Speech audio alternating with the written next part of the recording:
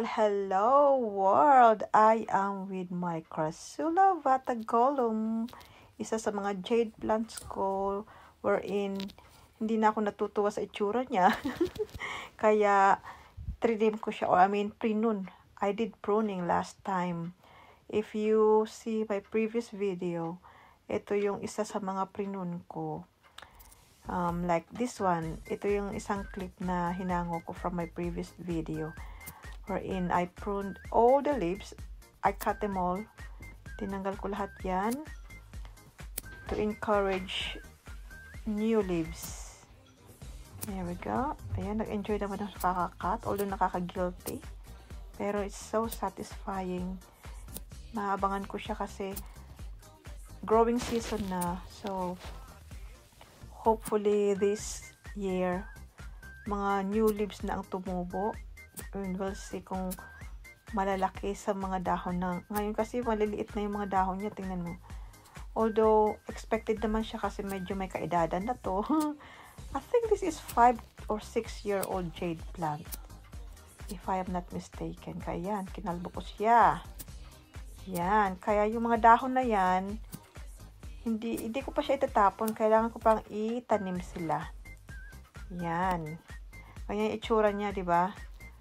Kailangan, hindi ko siya itatapon yung mga dahon, yung mga cuttings na tinanggal ko. Ayan, nandito na siya. Yan, yan siya lahat. Tatanim ko sila. There we go. Ayan, ready ko na yung lupa niya. Halo-halo na siya. Yan, kaya ito na, let's do planting. Nire-ready ko lang ang kanyang lupa kasi ano to jade plant, so dapat hindi masyadong rich ang kanyang lupa. This is good. Dapat ano siya, hindi ganun ka heavy ba, hindi siya maganon ka rich yung soil kasi hindi naman nila kailangan. Saka dapat maganda yung drainage niya ng kanyang aking lalagyan, ng aking pot.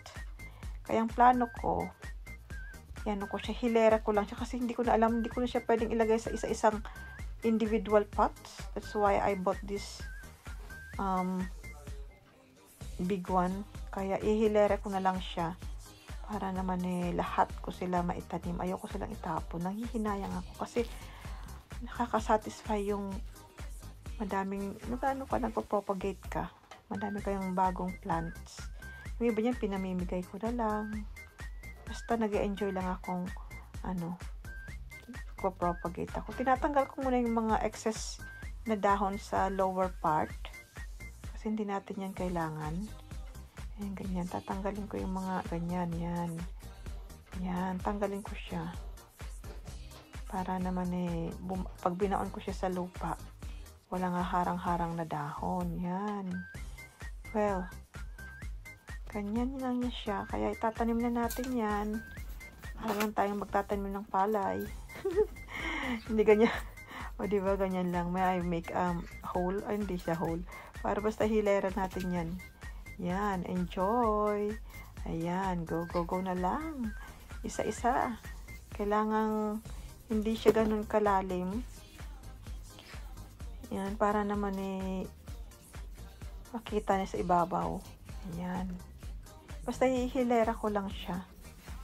That's it. Ayan. Well, sige lang tayo. Ayan. Pagtyagaan nyo ko on how to plant this jade plant, a jade tree, Crassula ovatagolum. Yan.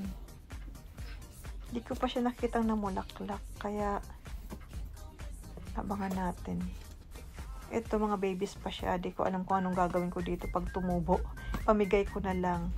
Well, ganyan lang. Kalma-kalma lang. Enjoy lang. Basta magtanim ay di biro. Maghapon nakayuko. Nakayuko talaga ako dyan. Literally nakayuko. Ayan. O siya.